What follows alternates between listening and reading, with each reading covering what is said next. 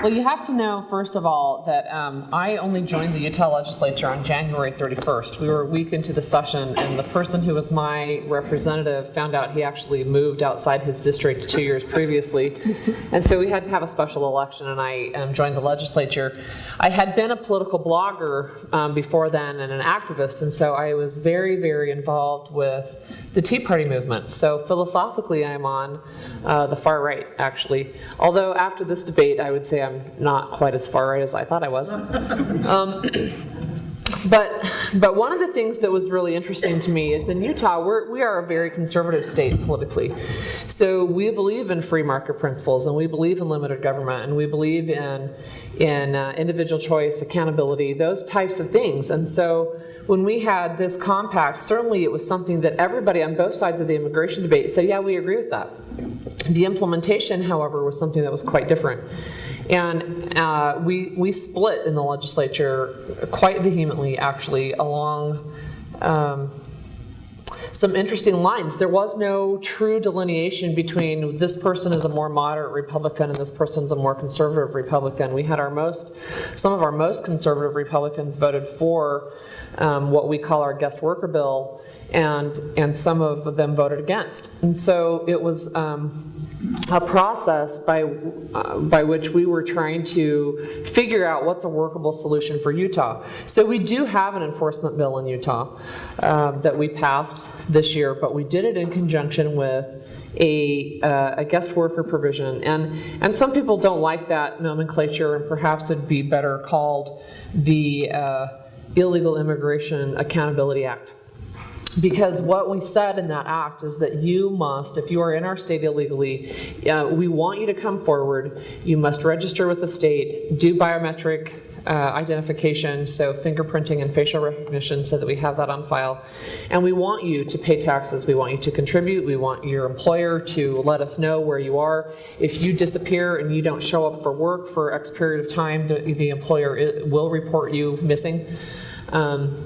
And we want to know who else is living in your home. So if we have one guest worker and you're living with 12 people, we want to know, right? We wanted a way to track and provide not only accountability for the people who are in our state, but the ability to have them have, quote, some skin in the game, and have them pay taxes, contribute to society. And one of the arguments that we heard over and over and over is this guest worker provision actually created a second class of citizenry, and I totally disagree.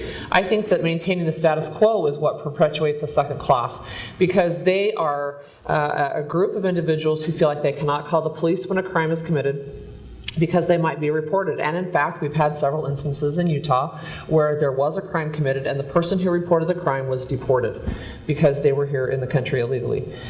We had a construction worker who fell on a job site and was critically injured, but they would not report it because they were afraid the people reporting would get deported, and he died. Or he might have been able to be saved had he gotten appropriate medical attention.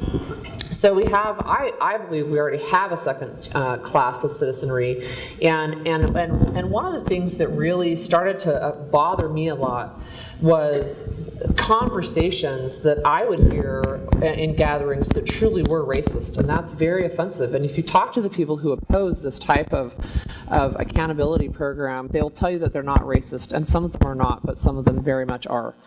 And so when we looked at this overall picture, one of the things we wanted to do was deal with enforcement, but we also wanted to deal with reality. And the reality is we already have a lot of people who have come to this country, who have come to our state. What do we do with those people? And when I started to talk to the proponents of the enforcement-only ideas, they would say these people will self-deport. If we just do enforcement, they'll just self-deport, everybody will go away. Look at Arizona, everybody left. And it is true that your business community has really been affected. But one of the things that I just kept pushing is tell me what is your solution for the people who are already here? And eventually what we'd get around to is round them up and ship them home.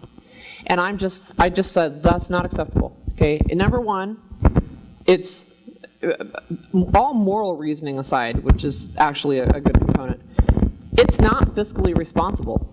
It's not fiscally feasible. There's feedback, and I'm sorry about that. I'll try not to move. don't think it's you. Okay, it's not my, I don't have a cell phone up here, so mine's back on the table.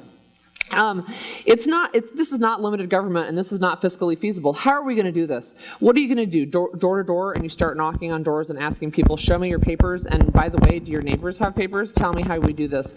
In Utah, we had Topaz Mountains. We had a Japanese internment camp, during World War II, and so we already had that in our state's history, and people would say, are you going to reopen Topaz Mountain? And some people would say no, and some people would say yes. That's an appropriate thing that we should do. We should round them up and inter them, and then we can stick them on buses or whatever. And we are not a border state, like Natalie said. What would we do? Drive them to Arizona? And dump them here, and then what? Then we're going to guard our borders with machine guns? What are we going to do? And I started talking about, look, the path that you're trying to head down right now, you're talking about a DMZ. We're not going to go there. And in fact, what happened is we did have the passage of HB 116, which was this guest worker bill. It did pass. We split the Republicans evenly down the middle in the House, and it got almost all of the Democrats, and then in the Utah Senate we got most of both. We got all of the Democrats, I think, and most of the Republicans.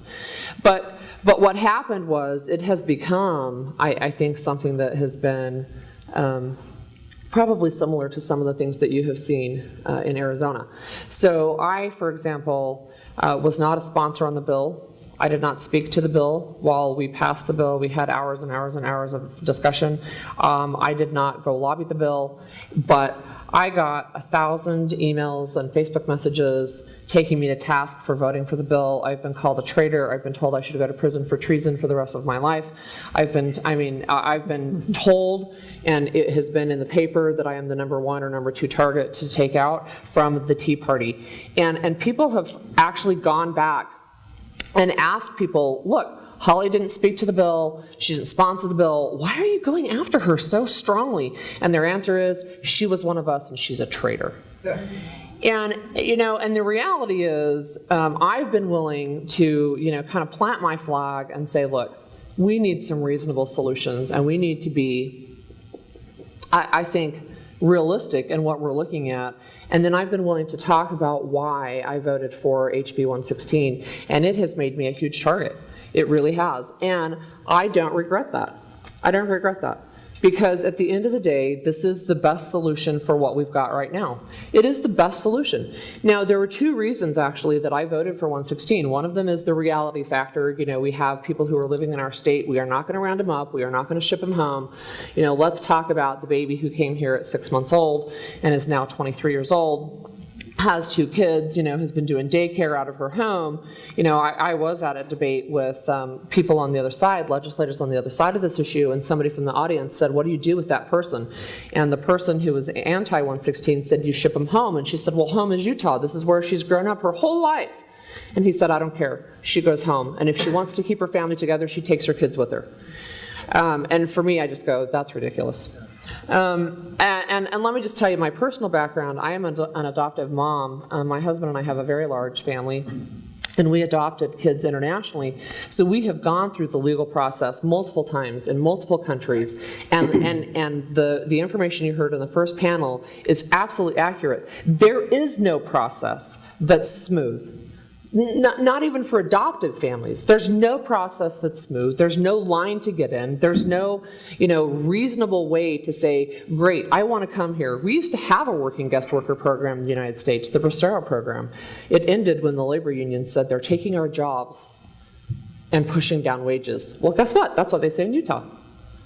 And I'm sure when you talk about the LDS Church's comments, the LDS Church in Utah came out very, very strongly in favor of this. They rarely get involved with specific legislation. It is very, very rare. And so when they take a stand, people listen in Utah. And I can't tell you how many people I have met up and down the state, my district and otherwise, who have said, I don't like amnesty, and I don't either, but this is not an amnesty bill, and that's aside.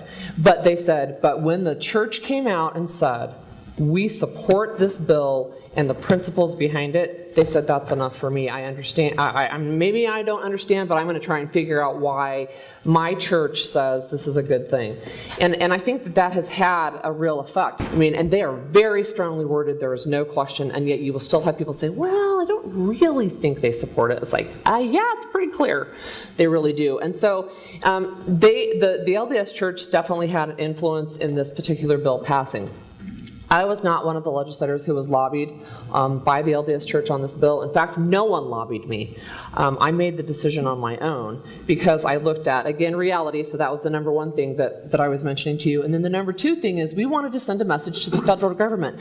Get off your dang butt and do something because they won't touch it. Now people will talk about entitlement reform. We'll talk about Medicaid, Social Security, Medicare. We'll talk about that now. It's no longer the third rail. What is? It's immigration. We will not talk about immigration policy in anything other than a soundbite for an election.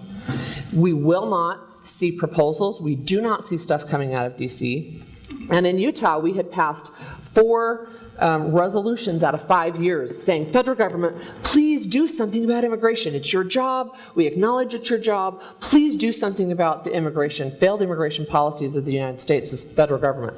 Now, I believe I do believe in securing the borders after we fix legal immigration. If we can fix legal immigration, we aren't going to have these types of discussions anymore. Right. But we don't. Thank you. But we don't have a working legal immigration program.